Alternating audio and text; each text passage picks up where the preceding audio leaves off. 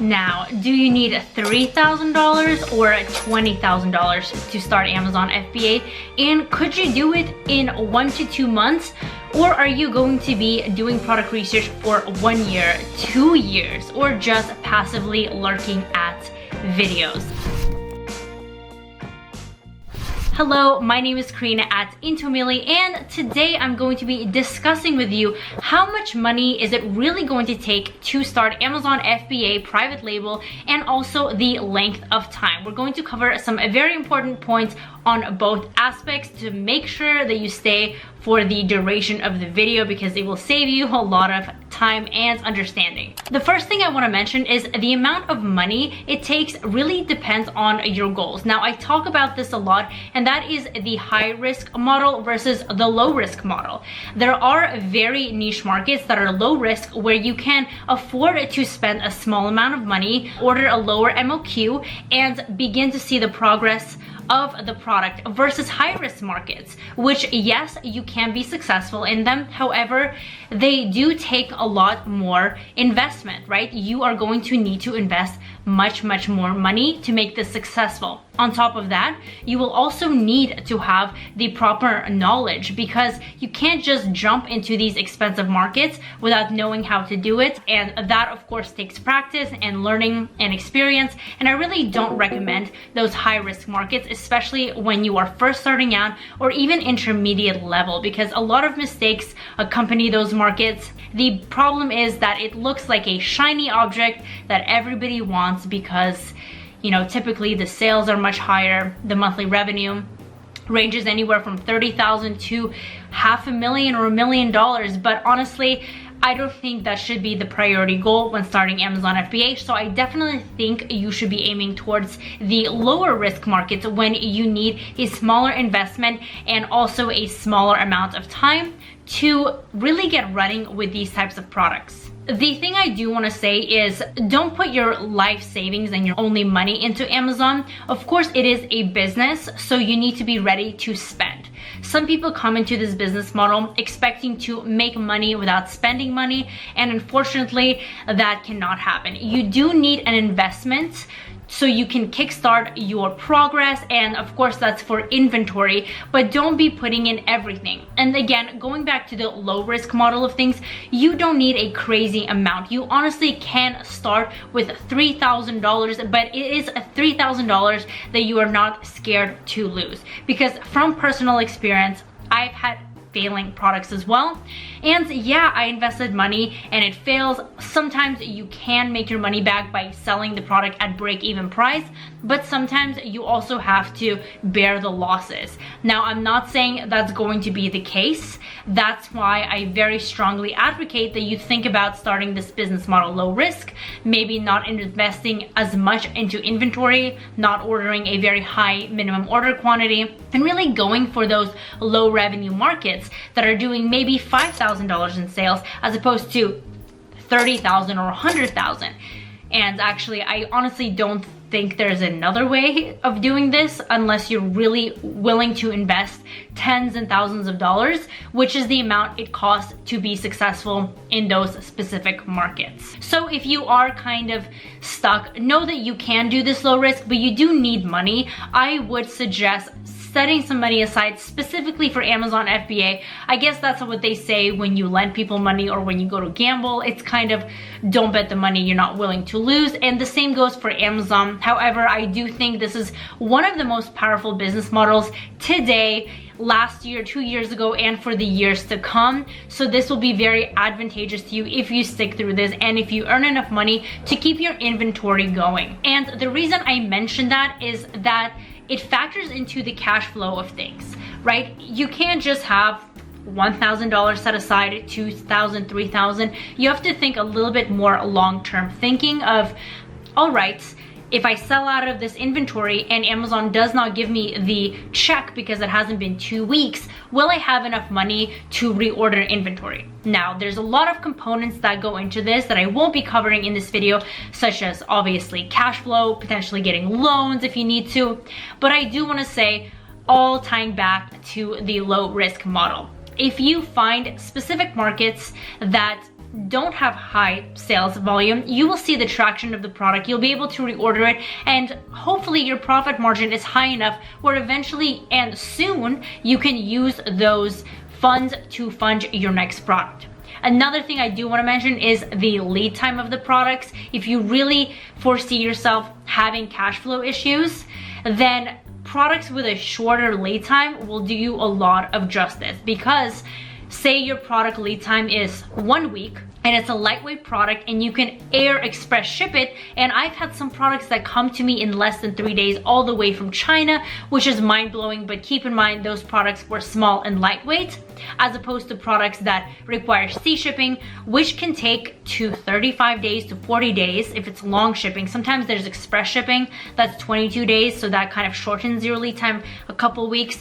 But those products, of course, you cannot ship them by air because they're so large in volume and in weight that that's going to completely burn and put you in the negative of your profit margins. But if you do come across a lucky product, and I love these types of products that have very short lead times and are able to be air shipped. However, don't make that a priority when you're doing your product research. Anything that has profits, good profit margin, of course, within reason, is a good thing. But this is just something to kind of put in the back of your head when it comes to the lead time. The lead time and the product kind of production time and shipping time all factor into your cash flow. The shorter it is, the less problems you're gonna have. The longer it is, the more you have to think ahead. Because if your product lead time is, let's say, 30 days, then shipping is another 30 days, plus miscellaneous check-ins to the Amazon warehouse. That can take anywhere from 2 to 2.5 months, right? So what does that mean? By the time you're out of inventory, you would have already had to place an order for your next shipment, right? So just be cautious of that. You don't want to run out of stock for too long, because then that's kind of sort of like starting from scratch, not fully, but that just puts a damper on your business, and you want to make sure that you have that in control. So when you're thinking of product research, do keep in mind the lead time of your product, the type of product it is, how fast you can get it into Amazon to really control for those cash flow issues, because it's really going to make the running of your business a lot smoother once you actually get going. One more thing that actually factors into cash flow issue is the price points of the product. If it's anything under $20, the margins are much lower. Even if the sales volume is high, so you're selling many units, that's still going to lead to cash flow issues and potentially not enough profit. And profit is important not only because you pocket it, but profit is important because that's how you scale your business. That's how you not only reinvest into your original product, but that's how you get your second, your third, your fourth, your fifth product, and how you keep the business feeding. And if you have a higher profit margin, which is typically products above $20, anywhere from the $20 range to the $50 range, of course, some products like that also are not profitable. You just have to factor in everything, such as obviously the cost of the product, the shipping, the PPC, all of that, right? The Amazon fees, that's a huge component. But products that are higher in price are also higher in profit. And you really want to factor that in, because you will need that money not only for your fun enjoyment of starting a new business and making money on the side, but also to reinvest into PPC. And that is amazing because you spend money to make even more money. That's the beauty of PPC. But that can only happen if you have the advantage of higher profit margin, which comes with a higher price point. So don't go under those little products that are under $20 that are barely making a profit. You're going to have a harder time scaling and actually making money from those products. So the last thing I want to mention about price before we actually move into timing is the different business models, right? There's the private label brand, there's the wholesale brand, and then there's the retail arbitrage brand. Not brand, but the concept, right? The way to do things. So I personally love private label. I think it's the winning business model. That's why I do private label. That's why I love it so much. The profit margins in there are much higher. The second one, runner-up, would definitely be the wholesale business model, just because it's scalable and it has healthy profit margins. They're slightly lower than Amazon FBA. They're about 10 to 15%. With Amazon FBA private label, it's around 20% after everything. However, private label does have the advantage of having higher profit margins to 30-40%, really depending on the perceived value of your product, the type of product, the niche, all of that situations. But wholesale is pretty much, you get what you get. It's hard to upmark a product, of course, in a way that adds value to the customer. It's more reselling, right? But I do also like that business model because you're not packing things up. Amazon does it for you. It's a very computer-based program.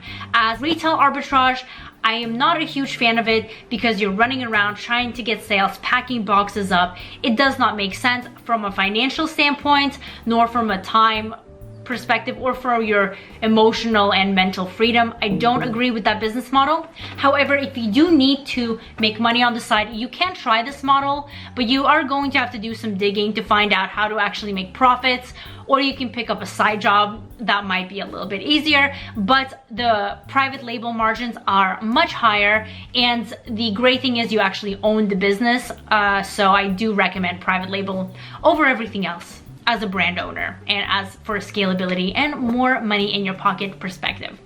Now let's move on to the precious time that you have to spend to actually start to see traction in this business model. Let's first start with the hardest, I guess it's not hard once you understand what you're doing, but that's getting running and doing your product research. That is the most important part, because if you don't do your product research correctly, then nothing will be correct afterwards. It will be very difficult. So you do need the time to prepare. It's not like you can just go on Amazon and sell whatever you want. That's not how it works. You're going to need to be educated. So you have to get your information from credible sources that teach you to do things in a proper systematic ways, so you can actually avoid red flags, avoid mistakes, because honestly, you can save so much time and money, honestly, weeks, months, thousands of dollars, if you know simple things. Sometimes they are simple. People don't understand how simple they are. They make these mistakes that could have easily been avoided by understanding why not to do this and why to go a different way. So you are going to need to spend a little bit of time educating yourself. I suggest knowing how the business model works from A to Z, and then really focusing in on each step when you are planning on launching the product. One of the most important ones is product research, and really educating that. And knowing the kind of a theoretical ins and outs will be definitely put into action and into practice when you actually begin your product research. And this is the stage that is definitely the most time consuming and has a very steep learning curve, just because it's fresh, you're learning it from the beginning, and you're kind of looking at these markets and seeing what's going to be profitable, what's not, what's a huge red flag and a huge X. And then over time, you begin to kind of notice how it becomes easier, and you begin to see what works and what doesn't. I like to say, if you can, spend at least 4 hours a day doing product research, and do it every day. I mean, it seems like a lot. If you can't do 4 hours, do 2 hours, but at least do something every day. And after 2 weeks, you will begin to see that clarity of product research, and who knows, after that, it's smooth sailing. You might be able to find a product in a day, maybe a week, maybe a month, but I would say the most important thing is to take action and to actually move forward with the product. I cannot tell you how many people actually find a product and then sit on it. They sit on it, they don't order it. That's the worst thing you can do, right? The next steps is pretty much everything. It depends on the product. It's kind of planning it out, having it manufactured, shipped. That's all honestly not the concern. The concern is actually getting your product and knowing what it's going to be, right? So you find it, you look at the numbers, and the numbers make sense.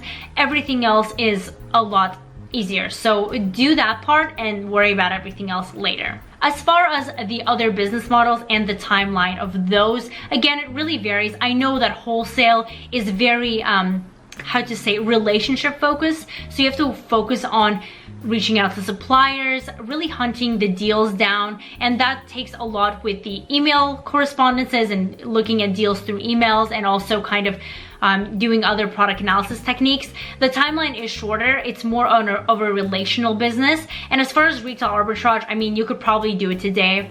I've heard that a lot of people do go to their local clearance racks. There are a lot of restrictions with the brands and reselling those arbitrage brands and even wholesale brands. So that's a barrier in and of itself, but that you should know if you are jumping on those business models. To wrap this up, just be aware that in order to be successful in anything, of course, you have to invest the time into your education about the topic and also capital, because you need those funds to get things rolling. So make sure that you actually take action on whatever business model or whatever your next steps are into kind of starting anything that's Amazon FBA related. So thank you for being on here. Again, my name is Karina at Into1Milli. You can find more of me on my YouTube channel at Into1Milli, and also do subscribe to this channel, like the video, let us know your thoughts in the comments down below, which model you prefer as well, and have an amazing day. I will see you in the next video.